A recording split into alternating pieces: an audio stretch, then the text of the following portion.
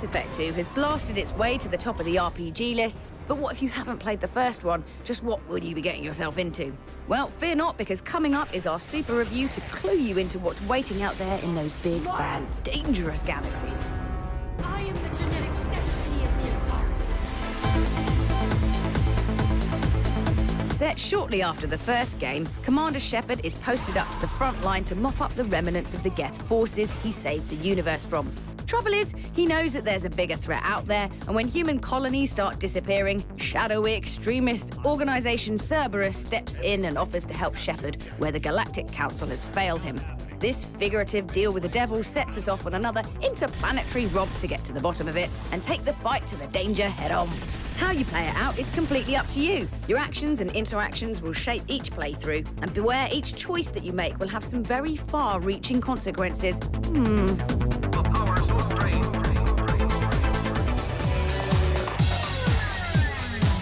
Your character is John, or if the mood strikes, Jane Shepard. This generic hero can soon be shaped both physically and emotionally by you at the offset. Deciding on their background can mean that they are a battle-hardened ex-soldier or a wily tech specialist. This in turn affects the way you'll play out the combat sections of the game. Dialogue is also very important, as you'll talk yourself in and out of trouble. Playing things naughty or nice will also open up further options as to how to steer the story.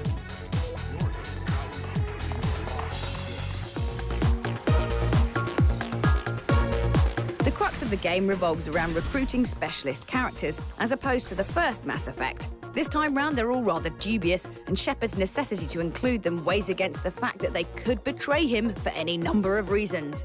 Thus, you'll spend the majority of your time on away missions to ensure their loyalty. Nevertheless, using them in battle is always a thrilling experience, and for the sequel, the teamwork of fighting baddies has been greatly improved. On the easier settings, you can sit back and watch your buddies take out whole platoons at a time. Leisurely.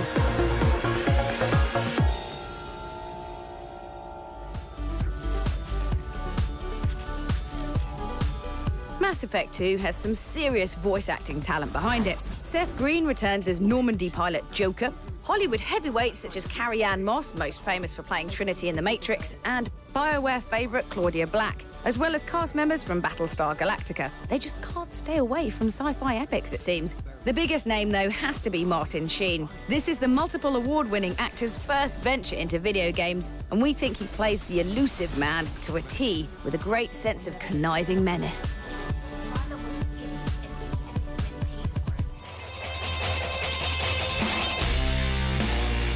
If impossible missions whose success depends on your ability to recruit members to your party is your thing, may we also recommend Brutal Legend. This heavy metal wonderland tale sees roadie Eddie Riggs awaken to find himself as the head of an uprising against evil demon overlords.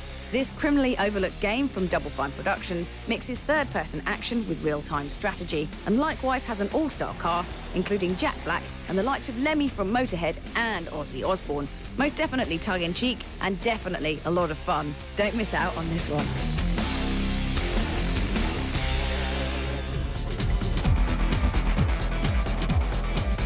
There's a number of tips we could give you about Mass Effect, but the real key to getting through this adventure in one piece is explore everything.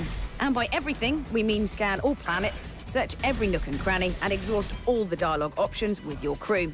When you reach the point of no return towards your final mission, that time you've invested will pay off dividends. The boosts and tweaks you'll have been rewarded with really will be the difference between life and death.